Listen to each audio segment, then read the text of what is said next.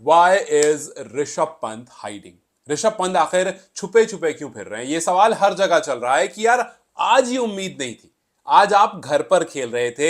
हाँ, माना कि आप स्ट्रगल कर रहे हो, काफी टाइम से रन्स नहीं आए हैं, लेकिन अभी जब 63 रन्स आपके सीएसके के अगेंस्ट आए थे तो मुझे भी लगा था, और मेरे ऐसे बहुत सारे लोग हैं और खुद एलएसजी के बहुत सारे फैंस हैं जिन्होंने ये बात कही थी कि यार ऋषभ पंत आज के बाद देखना आपको बेहतर दिखेगा, ज्यादा कॉन्फिडेंस में दिखेंगे, क्योंकि रन्स आने शुरू हो गए। माना कि थोड़े स्लो आए थे, बट आपने सिक्सेस और फोर्स आपने लगाए थे। हमने कुछ वो टिपिकल ऋषभ पंत शॉट्स देखे थे और वो काफी था आपको कॉन्फिडेंस में लाने। जैसे आप याद कीजिए, पिछले मैच में रोहित शर्मा के रन आए, लेकिन उससे पहले वाले मैच में रोहित शर्मा की सिर्फ झलक दिखी थी। 3 छक्के लगाए थे, 1 2 चौके लगा था कि हाँ रोहित शर्मा आ रहे हैं, और पिछले मैच में रोहित शर्मा ना करके रन कर दिए। लेकिन आज आप अपने घर पर खेल रहे थे, आपको अच्छा स्टार्ट मिलता है, आपके दोनों बैटर्स अच्छा काम करते हैं, लेकिन उसके बाद जब आपके फैंस इंतजार कर रहे होते हैं तब आप नहीं आते।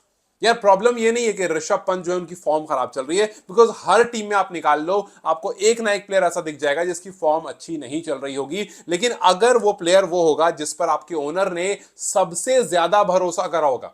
आप याद करो, जितनी बार संजीव गोयनका से ऋषभ पंत को लेकर सवाल हुआ है, हर बार उन्होंने ये बात कही है कि आने वाले टाइम में आप देख लेना, ऋषभ पंत जो है वो एमएस धोनी और रोहित शर्मा वाली लिस्ट में होंगे, उस तरह के कैप्टन बनेंगे। और कैप्टन खुद पीछे है, कैप्टन खुद को छिपा रहा है, अपने नीचे वाले जो फिनिशर्स हैं उनको ऊपर भेज रहा है। आप सोचो कि आज अब्दुल समद को ऊपर भेजकर कितनी बड़ी गलती की, क्योंकि आपको समद हर मैच में फिनिशर वाला रोल निभा कर दे रहे थे। पिछले मैच में देखो 10 बॉल में 30 रन, आखिरी ओवर में कुछ 22 25 26 रन उसने बना दिए, उसको आपने भेज दिया बीच में।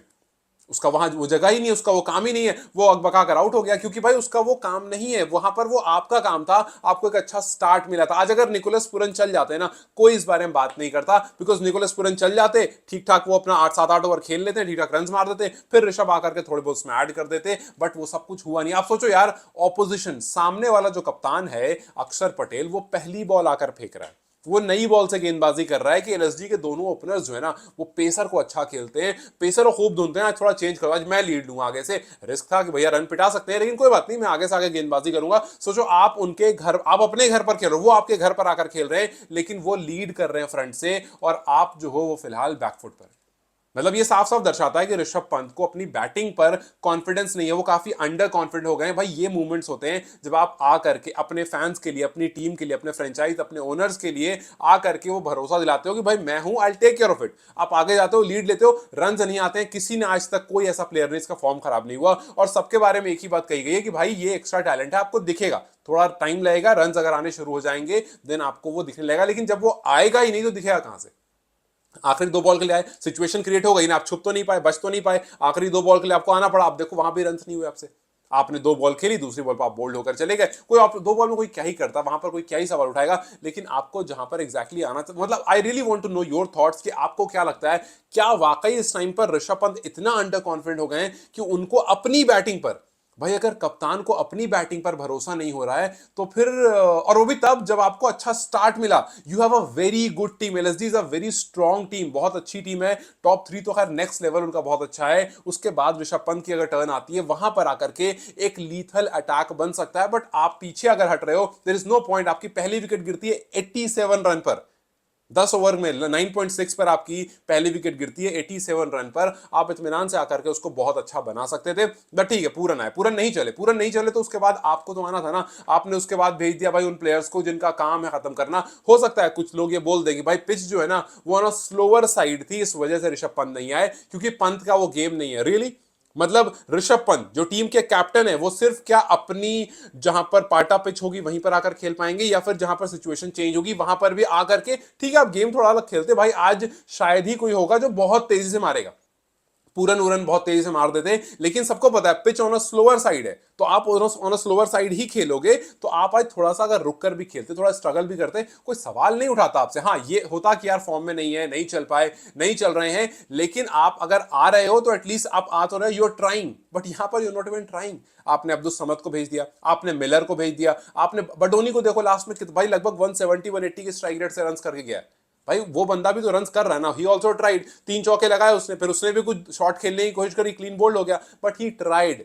जो 15-20 रन ये बना रहे हैं, अगर वही 15-20 आप भी बनाकर चले जाओगे तो पर आपके अंदर कॉन्फिडेंस तो आएगा। लेकिन यहां पर सारा सवाल वही है कि आपने फिनिशर को फिनिशर पर से हटा करके बीच में डाल दिया कि भैया समझ आप यहां पर खेल लो, उनका अपना गेम खराब हुआ, आप अपने अपना गेम खराब करा, बीच में जो प्ले मतलब आप सब अपने आप को बचाने के लिए या न जाने किस चीज से छिपने के लिए आपने इधर उधर कर दिया। और आप तो होम ग्राउंड पर खेल रहे हो यार, ये तो आपका होम ग्राउंड है, अगर यहां पर आप बचते बचाते फिरोगे तो चीजें बहुत खराब हो जाएगी। I felt bad today, because जिस दिन 63 मारा था ना, मैं भी कह रहा था इस बात को कि देखना आप पंत का फॉर्म वापस आ जाएगा, बिकॉज एक क्लिक चाहिए होता है। काफी बार जो अच्छे बैटर्स होते हैं उनको एक क्लिक चाहिए होता है। भाई ऋषभ पंत हुए हैं जिनके स्टार स्पोर्ट्स के जितने एंकर्स हैं ना, सब एक्स फैक्टर कहते हैं कि ये एक एक्स फैक्टर है, और ये एक्स फैक्टर इंडिया के पास नहीं है। और आप सोचो कि जब इंडिया ने अपना बीसीसीआई का कॉन्ट्रैक्ट लिस्ट लाई और वहां पर ऋषभ पंत को ए में रखा, तो बहुत लोगों ने सवाल कर दिया कि भैया ऋषभ पंत यहां पर क्या कर रहे हैं, क्योंकि टी20 में वो बाहर हैं, ओडीआई में प्रेफरेंस नहीं है, सिर्फ टेस्ट खेल रहे हैं और फिलहाल टेस्ट में भी बहुत सी फॉर्म नहीं है, तो वो ए में क्या कर रहे हैं। और भी प्लेयर्स हैं जो सिंगल फॉर्मेट खेलते हैं लेकिन बी में उनको रखा हुआ है। सो आप पर सवाल इसी तरह से होने शुरू हो जाते हैं। When you will have a bad IPL,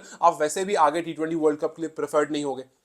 इसीलिए अगर आप छुपोगे तो आप लोगों की नजर, आप नजर से ही बिल्कुल छुप जाओगे और आप कुछ नहीं कर रहे हो, आप सिर्फ और सिर्फ अपने फैंस के साथ धोखा कर रहे हो सकता है कुछ लोगों को ये बहुत अच्छा ना लगे, बिकॉज आई नो जब आप फैन होते हो किसी के और उन पर कोई सवाल उठाता हो तो अच्छा नहीं लगता है। लेकिन बिलीव मी, ऋषभ पंत का आना, स्ट्रगल करना, कुछ रन्स करना और आउट होना, वो ज्यादा बेहतर है ऋषभ पंत के छुपे रहने से। अब याद करो एमएस धोनी ने जब अश्विन को पहले भेज दिया था, 44 इयर्स ओल्ड एमएस धोनी, जिनका कोई मतलब नहीं अब क्रिकेट से, बस वो खेल रहे हैं मजे मजे में, वो वहां भी ट्रोल हुए थे। सीएसके फैंस ने ट्रोल करा था, सीएसके फैंस ने सवाल पूछा, कितने सीएसके फैंस के ऐसे रोड पर चलते हुए बाइट आए थे जिन्होंने कहा था कि एमएस धोनी को अब छोड़ देना चाहिए। एमएस धोनी ने भी बीच में आना शुरू कर दिया, क्योंकि उनको पता है कि यार गेम अगर आप आओगे तभी कर पाओगे, वरना नहीं। आउट होकर चले गए, अभी लास्ट वाले मैच में ऊपर आए थे, आउट होकर चले गए, किसी ने कहां ट्रोल किया। तो बात ये नहीं है कि आप आओगे तो लोग ट्रोल कर देंगे, ऑब्वियसली परफॉर्म नहीं करोगे तो फैंस जो है वो सवाल पूछेंगे, लेकिन अगर आप आओगे ही नहीं then it is going to be a big big trouble. Because अगर आपका कप्तान ही कॉन्फिडेंट नहीं है तो टीम कैसे कॉन्फिडेंट है भाई। कप्तान ही के अंदर अगर वो बात नहीं आ रही, वो टीम को कैसे पूरा पूरा लेकर चलेगा। और अगर कप्तान इस तरह से रहेगा, टीम ऐसे रहेगी, तो फिर संजीव गोयनका जैसा ओनर जो बहुत एक्सप्रेसिव है, वो कैसे अपने आप को शांत रखेगा। मैं तो यहां पर आज अगर संजीव गोयनका की कोई पिक्चर, कोई इमेज, कुछ आता है या कोई वीडियो आती है, तो मुझे वहां पर वो बहुत गलत नहीं लगेंगे।